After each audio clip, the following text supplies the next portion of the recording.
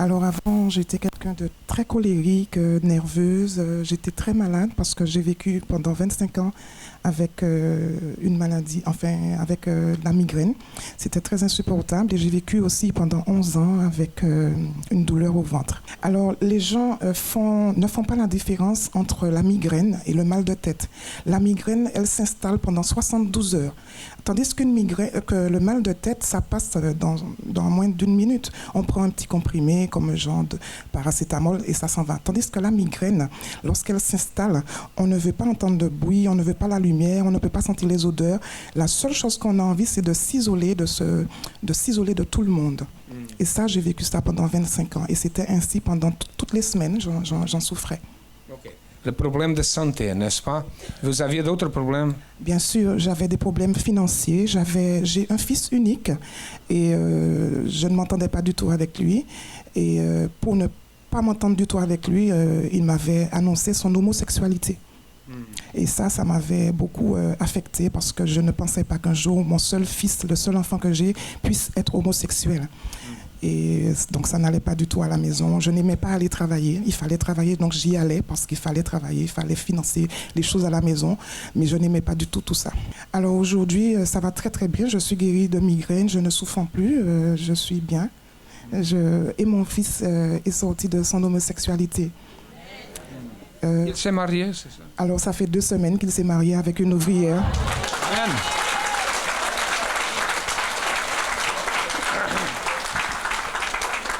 Qu'est-ce que vous avez fait pour ces choses-là? Vous avez fait quoi? Alors pour sortir mon fils de l'homosexualité, j'ai participé à la campagne d'Israël, mais j'ai participé vraiment corps, âme, esprit, tout ce que j'avais, j'ai tout déposé sur l'autel. J'ai déposé ma vie complètement parce que c'est vraiment ce qu'on appelle déposer sa vie sur l'autel. Et tant que je n'ai pas eu la réponse du Seigneur Jésus, je n'ai pas arrêté de l'implorer. Alors je recommande à tous de participer, de faire sa dîme parce que c'est très important. Je suis sûre qu'aujourd'hui, là où je suis au niveau de mon travail, c'est par rapport à ma fidélité dans la dîme. Quel travail vous avez? Alors je suis travailleur social, je travaille dans une association pour aider les personnes en difficulté. Et quand je suis arrivée dans cette entreprise, je faisais le veilleur de nuit, j'étais veilleur de nuit.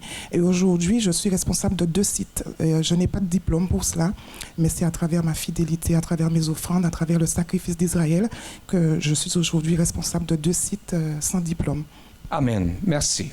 Bonjour à tous, soyez bienvenus à cette émission France en direct. Pourquoi, c'est une question que beaucoup de personnes nous posent. Pourquoi la vie de certaines personnes avance, développe, et la vie d'autres personnes n'avance pas? Il y a des gens qui pensent que c'est comme ça. Il y a des échecs partout. Quand la personne elle lutte contre un problème, il apparaît un autre problème. Quand elle est en train de vaincre une certaine situation, il vient 2 ou 3 situations plus difficiles. C'est comme si la personne dit, si je suis capable de vaincre cette situation, je sais que je vais affronter 3 ou 4 problèmes difficiles dans ma vie. Pourquoi ça?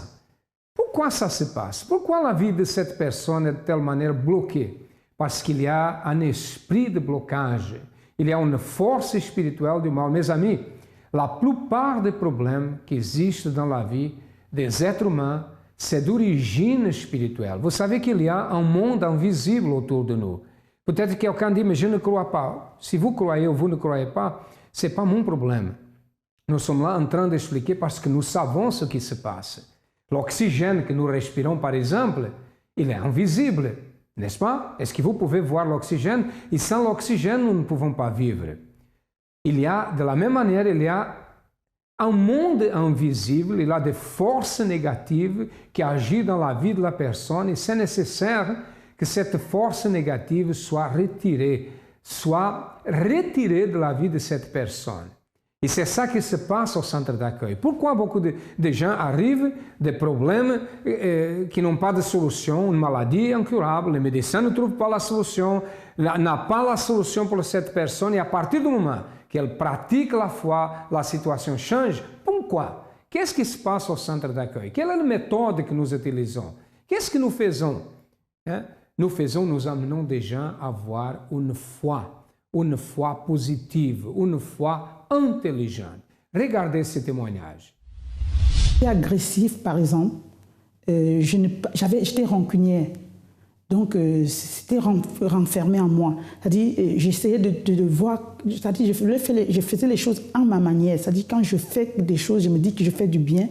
Mais le retour était toujours négatif en ma faveur parce que je ne comprenais pas comment je peux embrasser les gens, mais les gens nous prennent toujours d'une manière autre. Mais après avoir entré en profondeur, j'ai compris que dans tout ça, il y avait même les sentiments.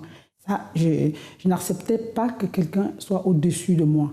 Soit c'est moi, soit c'est personne. Et ça, c'était en moi. Et ça qui renforçait tout ce que j'appelle rancune et manque de pardon. Et donc, c'est moi qui avais toujours raison. Et je n'accepte pas que quelqu'un... C'est-à-dire, je voyais toujours les choses à ma manière. Et après, j'ai compris que je ne me mettais pas aussi à la place de celui qui était devant moi. La remarque que j'ai faite, c'est que l'argent que je tenais, j'ai beaucoup d'argent, mais je ne vois pas la valeur de cet argent. Parce que ça partait en fumée. Mais en entrant dans la profondeur des choses encore, j'ai compris qu'il y a un esprit qui est caché derrière. Du côté, par rapport aux déceptions, que ce soit de ma famille, que ce soit dans ma vie sentimentale. Ça a été trop lourd. Et ça a marqué une plaie dans ma vie. Et cette plaie-là, je comprends que ça vient, c'est trop venu par rapport à force d'accumuler les choses dans le cœur. Je n'étais pas triste par contre, mais j'étais très voyante, mais c'était une apparence. Je montre une apparence. Ma tristesse, je ne la montre pas aux gens. Quand je suis devant les gens, je suis moi. Personne ne peut être là au-dessus de moi. Mais quand je suis seule, j'encaisse beaucoup. Je comprends que ce n'est pas ce que je pense. Alors là, au point où une fois même j'ai risqué ma vie en 2010 parce que vraiment ma santé était chaotique. Chaotique. J'étais dépressif au point où on m'avait même ramené dans le centre des gens qui sont dépressifs. C'est grâce justement à ma fille qui me parlait, je suivais la prière des hommes de Dieu, les propos que je faisais, c'est ça qui m'a beaucoup remonté parce que même je n'ai même pas bu les médicaments qu'on me donnait pour dormir, je ne dormais pas. Mais une fois j'ai dit, mais ils m'ont donné les médicaments, je leur disais, je buvais, mais je ne buvais pas, mais je disais toujours à Dieu, donne-moi le sommeil parce que je ne peux pas. C'était quoi? La dépression, ça m'a pris comme une folie du jour au lendemain. Et quand ils m'ont amené je ne sais pas quel hôpital, je ne me rappelle plus du nom, ils ont dit que c'est une maladie, il fallait que je suive un traitement que les fous suivent. Je me suis dit, à l'intérieur de moi, je me posais la question, qu'est-ce qui m'est arrivé? Moi-même, je ne comprenais pas. Madame Monique, qu'est-ce que Dieu a accompli dans votre vie en venant au centre d'accueil et en participant de la campagne d'Israël? Il m'a fait renaître. Il m'a transformée, il m'a lavé, il m'a purifiée. Et aujourd'hui, je peux dire que ma vie, elle est existante depuis 5 ans que je suis à l'église. Je dis ça parce que je suis arrivée au centre d'accueil, j'avais tout pour réussir, rien ne marchait. J'avais un caractère de garçon, j'étais pas celle que je suis aujourd'hui. C'est-à-dire que j'étais le contraire de ce que je suis parce que les gens qui me voient aujourd'hui me demandent ce qui m'est arrivé, si on m'a lobotomisé, si on m'a fait des choses parce que avant j'étais colérique, j'étais nerveuse, je tapais surtout les garçons. Moi mon problème c'était les garçons. C'est vrai? Ah oui, moi les garçons, il fallait pas. Je cognais comme un garçon, tout comme un garçon. Tout simplement parce que j'ai pas eu la présence d'un père et j'ai nourri tout ce qui était masculin pour moi, le manque d'un père. Je leur donnais ça à ma façon. Et Dieu m'a délivrée, je faisais des cauchemars. Je suis arrivée, mais complètement inexistante. Tout ce que disait le pasteur me concernait. Le pardon, enlever tout ce qui était mauvais en nous. Et moi, je suis arrivée en janvier et la campagne venait de passer. Et j'entendais les gens parler de témoignages de campagne d'Israël. Je disais, mais c'est quoi ça? Et tout. Et malheureusement, pour moi, il fallait attendre 6 mois pour faire la prochaine. J'ai dit, cette campagne-là, c'est pour moi. Je ne travaillais pas, j'étais au chômage. Quand la campagne est arrivée, j'avais rien, j'avais les ascédiques qui arrivaient à échéance. Je n'avais rien demandé de particulier. J'ai dit, Seigneur, ta parole là, elle doit s'accomplir dans ma vie. J'avais demandé un logement depuis des années à Neuilly. On ne me donnait pas. En plus, quand on ne travaille pas à Neuilly, on ne peut pas vous loger. Rien de bon quand on n'a pas les moyens à Neuilly. J'ai dit, ta parole, mon Dieu. Moi, je suis venue, je te cherche depuis. Là, maintenant, tu dois accomplir. Quelques mois après la campagne, on m'a logée. J'ai été délivrée. Mon enfant qui, à travers ma possession, était aussi... il avait des cauchemars, il ne dormait pas, il me voyait mourir, a été délivré. J'ai enfin pu trouver le travail dans mon domaine d'études parce qu'avant, je n'avais que des CDD, je faisais que des petits boulots. Oui. Après cette campagne, toutes les portes se sont ouvertes. Le noir est devenu blanc, j'ai été totalement restaurée. Et depuis que je suis au centre d'accueil, ma vie ne va que croissante. Et si on vous parle du sacrifice, moi, je l'ai fait en croyant, mais avec peur, je vous l'avoue. La première campagne, j'ai eu peur. J'ai dit, je n'ai rien, je vais déposer, comment je vais faire? Dieu est béni. Après mon sacrifice, même les choses que je n'avais pas, les gens qui me devaient des sous, les choses que j'avais complètement oubliées, elles sont toutes revenues. Mais il fallait aussi que je prenne une décision. Le Seigneur me demandait, enlève la colère, demande pardon. Moi, orgueilleuse de mon état, ah non, jamais, ça c'est pour les autres, c'est lui qui m'a fait. C'était votre pensée, hein? Un combat. Un vrai. Enlever ça, c'était difficile, mais j'ai cru et j'ai accepté la parole de Dieu dans ma vie. Et aujourd'hui, je suis une femme, une vraie, je ne coigne plus les hommes. Ils sont mes amis. Je parle comme une femme, je m'habille comme une femme et je sers Dieu de tout mon cœur parce que ce qu'il a fait dans ma vie, personne ne pouvait le faire. Totalement transformée. Totalement. Caroline était une personne nerveuse, j'ai remarqué ici. Elle se montrait forte apparemment, mais elle était déprimée. Elle avait une forte dépression. Elle a été internée dans un hôpital psychiatrique. Elle avait une maladie appelée l'herpes qui n'a pas de guérison. Enfin, beaucoup de problèmes dans sa vie. La vie de cette femme, de Caroline, n'avançait pas. Elle n'avait pas de solution dans sa vie. Et les choses devenaient, à chaque jour qui passait, devenaient pires et pires. Et vous savez qu'il y a beaucoup de personnes qui arrivent même au moment de se suicider parce qu'elles ne trouvent pas une solution. Mais je suis ici pour vous dire que la solution existe, mes amis. Si vous êtes dans une barrière, une situation impossible, nous pouvons vous aider. Le centre d'accueil est dirigé par des personnes qui connaissent le type de problème, des personnes qui connaissent bien le problème de vice, qui connaissent les problèmes d'oppression, la personne quand elle est victime d'un problème spirituel. Nous avons une méthode qui c'est la pratique d'une foi surnaturelle. Et à travers cela, la situation change. Regardez. Moi, venir au centre d'accueil, c'est parce que j'avais profité d'un groupe qui allait en Israël. Je voulais visiter la Terre Sainte. Et quand je suis arrivée, quand nous sommes revenus, la manière dont on se comportait au centre d'accueil, la première des choses qui m'a attirée, c'est le mot universel. Je me suis dit à l'intérieur de moi, depuis que je suis quittée en Afrique, je suis arrivée en France. Quand je vais dans l'église, l'église a toujours une dénomination. Par exemple, l'église des Camerounais, l'église des Aïwa, l'église des Nigériens.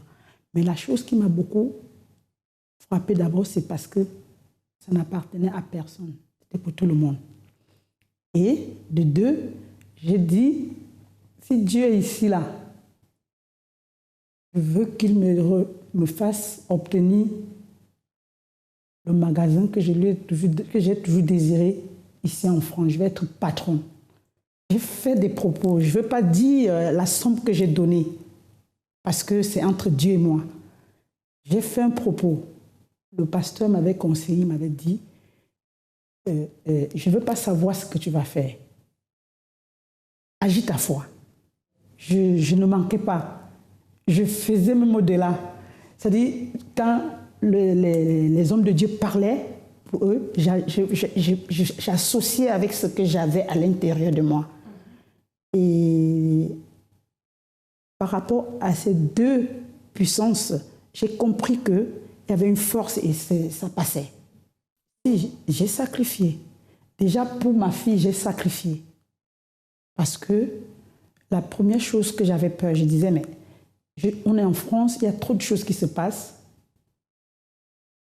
Cet enfant, quand j'avais entendu parler du sacrifice, j'ai dit, bon, si le sacrifice existe, si Abraham a donné son fils, ça veut dire que si un enfant entre les mains de Dieu, les choses peuvent marcher correctement dans ce pays. Ma fille Sonia est une preuve de sacrifice. Quand vous dites le propos, c'est le propos que j'ai fait. Par exemple, la chose qui m'a le plus touchée, c'est ce propos du mouchoir. Parce que je voulais montrer à l'ennemi que quand Dieu dit oui, personne ne peut dire non. Parce que l'épaisse, si vous avez l'explication, c'est quelque chose qui est horrible. C'est comme la gale. Quand ça vous gratte, ça envahit tout l'espace. Plus vous grattez, l'eau coule, ça prend tout l'espace. Mais moi, le jour que je suis venue le mardi, comme je disais, je ne viens pas souvent les mardis parce que dans ma tête, je sais que je ne suis pas malade. Mais quand l'évêque a dit, vous priez pas comme il faut devant Dieu. Si c'était moi Dieu, j'allais dire, toi, ta prière n'est pas comme ça. J'ai dit, bon voilà, ça c'est quelque chose, ça c'est pour moi ça.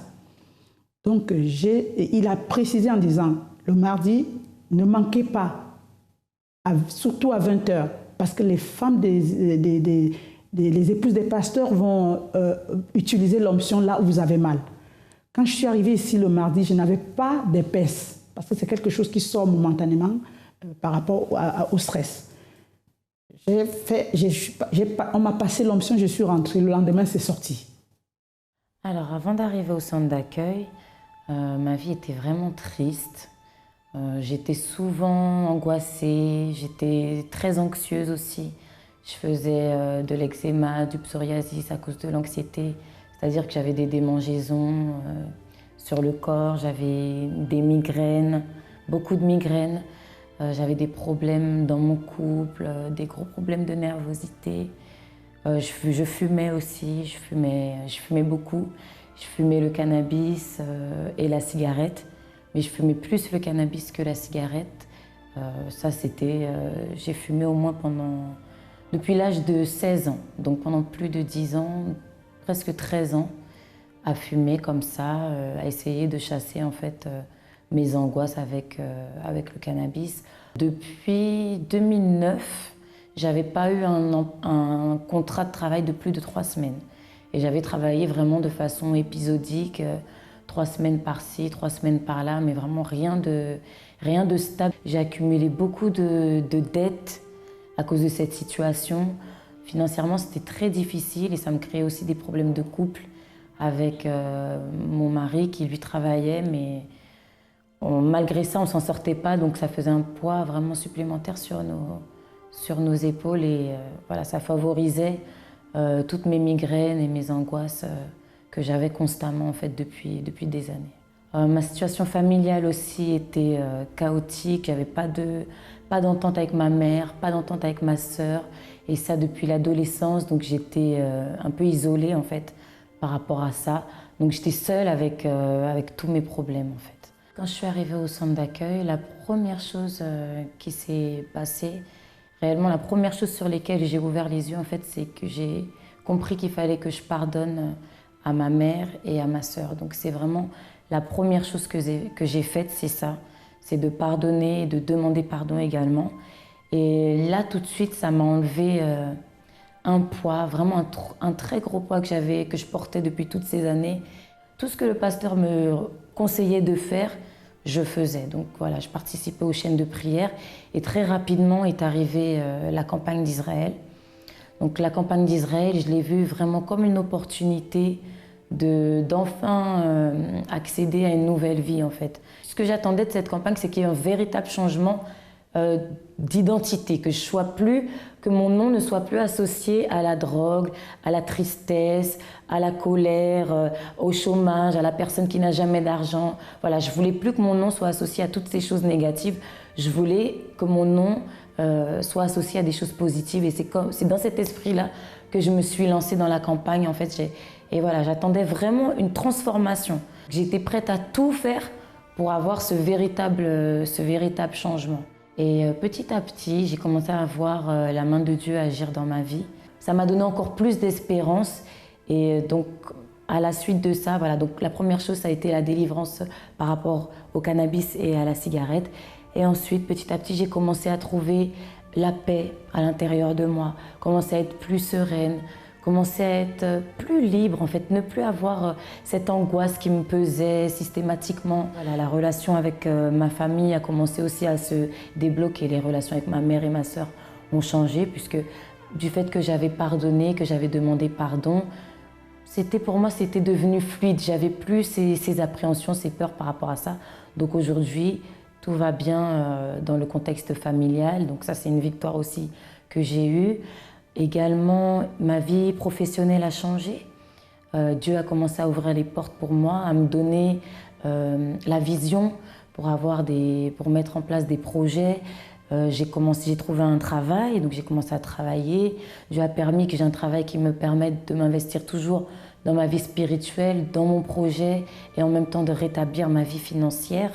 Aujourd'hui, je ne saurais même pas comment dire à quel point je suis heureuse.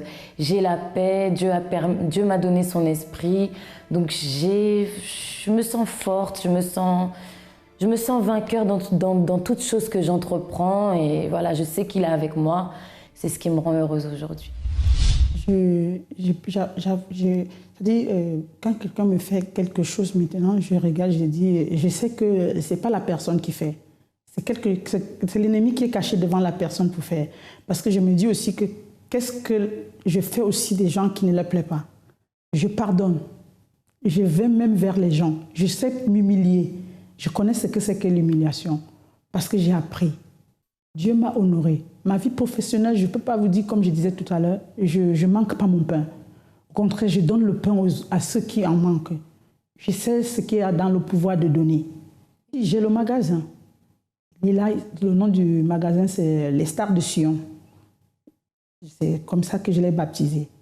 Je l'ai eu au tribunal et je n'ai pas payé la somme que l'ancien propriétaire me demandait. Et j'ai juste payé les droits de porte et j'ai acquis le magasin. Je n'ai pas payé les fonds. Moi, je suis à l'aise dans ma santé, puisque je travaille comme un homme.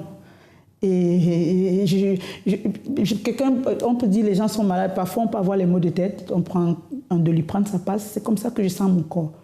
Mais ce que je veux témoigner vraiment aujourd'hui, c'est parce que la foi, c'est quelque chose de vraiment très puissant par rapport à cette épaisse qu'on m'avait dit que je veux prendre les médicaments toute ma vie. Et surtout, quand ça commençait, le pharmacien qui me connaît, je partais même prendre les médicaments, je commence à boire avant d'aller prendre l'ordonnance. Parce que dès que je prends le comprimé, ça brûle.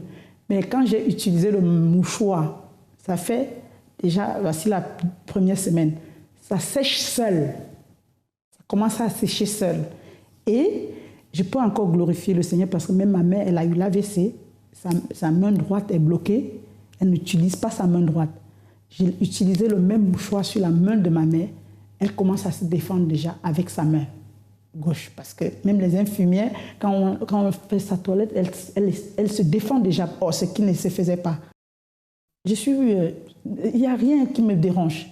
Je suis zen dans ma tête. Moi, le centre d'accueil, c'est une école de la foi, de la puissance de Dieu. Ceux qui ne le savent pas, je me dis toujours, peut-être c'est pas leur faute, ils ne savent pas ce qu'ils ratent. C'est très puissant. Le centre d'accueil, selon Caroline, c'est une école de vie, une école de la foi. Beaucoup de personnes disent, mais ce n'est pas une église. C'est une église, mais c'est une école de la foi. Parce que, sachez une chose, la foi sans œuvre, elle est morte. Beaucoup de personnes pratiquent une foi, croient que Dieu existe, croient que Dieu est le Créateur, que Dieu est Père, Fils et Saint-Esprit. Beaucoup de personnes croient ça. Mais n'est pas suffisant. Il faut pratiquer la foi. Si je crois que la Bible c'est la parole de Dieu, je dois la pratiquer. Et à travers cette pratique, la situation change. Aujourd'hui, elle a été guérie d'une maladie incurable.